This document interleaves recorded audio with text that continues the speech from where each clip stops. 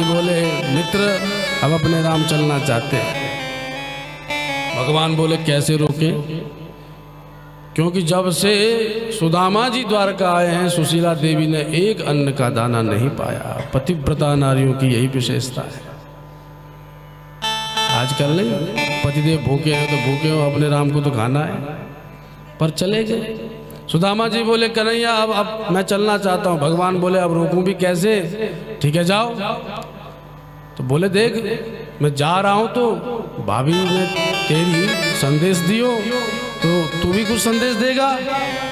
अरे भगवान बोले सुदामा मैं तो बिल्कुल भूल गए हो। अरे कोई बात नहीं। सुदामा जी विचार कर रहे हैं कचुना दे पर एक साड़ी तो दे दे ताकि अपनी धर्मपत्नी को पकड़ाऊं, नहीं तो वो कहेगी द्वारका गए थे एक साड़ी भी मेरे ताई नहीं लेके आ सके। तो भगवान बोले हाँ मुझे याद आ गया, मैं तो भूले गया था मित्र, जाकर के भाभी जी से मेरी राम राम जरूर कह दियो। जब ये कहा सुदामा जी विचार कर रहे हैं गई अपनी विदाई। ये ना देने वालों भैया, भगवान ने एक चवन्नी भी हाथ में नहीं धरी और सुदामा जी निकल पड़े अपने नगर की ओर। बोल द्वारका नाथ भगवान की। जब सुदामा जी निकले थे अपने नगर से तो एक ही मन में कामना थी, अयम ही परमो लाभो उत्तम श्लोक दर्शनम। उत्तम श्लोक श्री कृष्ण का दर्शन करूंगा तो भगवान के दर्शन तो हो गए, जो जैसी जिसकी कामना।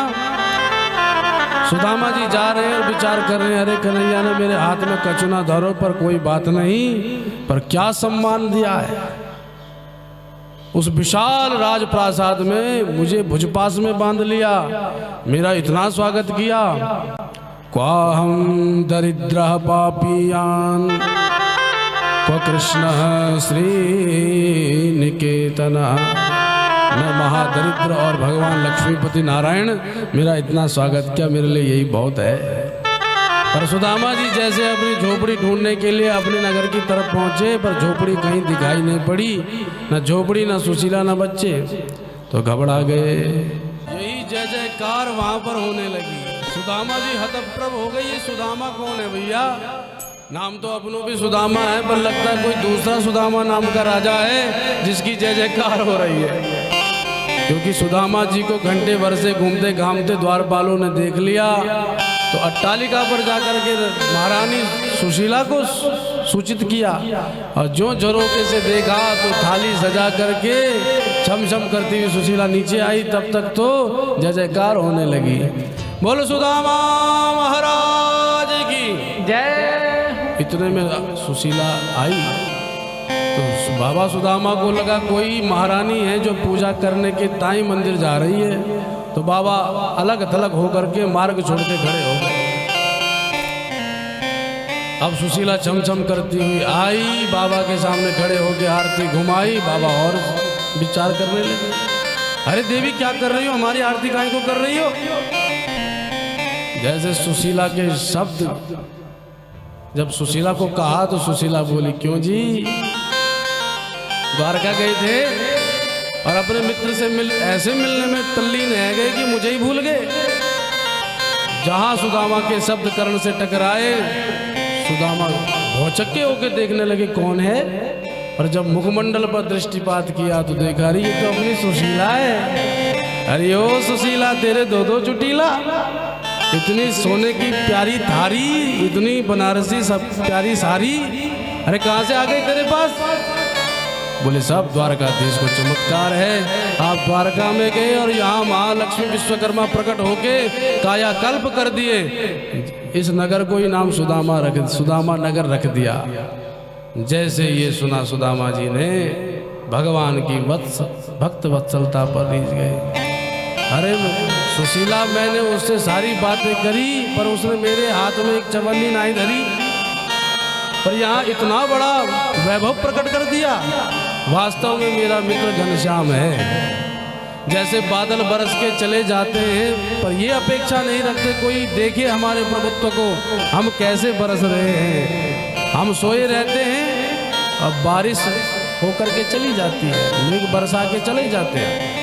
ऐसे हम भी मोह ममता में ऐसे पकड़े हुए हैं, जकड़े हुए हैं कि हम मोह निशा में सो रहे हैं। भगवान ये नहीं देखते सोया है जागा है, वो तो कृपा करके चले जाते हैं। कोई बिरला ही नैत्यानुसंधान करके जान पाता है कि प्रभु कृपा कर रहे हैं कि नहीं कर रहे हैं। हर कोई कृपा को समझ भी नहीं पाता।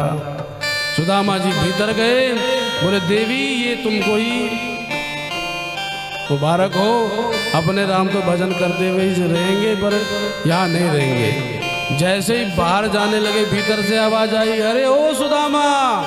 सुदामा घबरा गए कि द्वारकाधीश को सब यहाँ कैसे, भीतर भागे चले गए तो वहाँ चतुर्भुज नारायण की दिव्य प्रतिमा रखी थी। मुस्कुरा पड़े साहब कि हमारा कन्हैया यहीं चला आया। तब सुदामा वही महल में रह के सेवा करने लगे। पर सुदामा जी का जीवन जैसा पहले था वैसे ही आज है। एक भी राज मद नहीं चढ़ा उनके जीवन में। ऐसे सुदामा जी महाराज हैं। बोलो द्वारकाधीश भगवान की जय हो, दीन बंधु भगवान की जय हो। जब ये श्रवण किया परीक्षित महाराज बड़े गदगद हो गए। महाराज आपने बड़ी दिव्य कथा सुनाई। भगवान दीनों को ही अपनाते हैं। जो राई होती है, राई के भी 20 हिस्से कर दो और एक एक हिस्से के भी 100 हिस्से कर दो, तब जाकर के जो छोटा सा कण बचेगा उतना दीन होना चाहिए हमें। भगवान दीनों को मिलते हैं, अभिमानियों को नहीं। जीवन में दीनता हो, अहंता ना हो।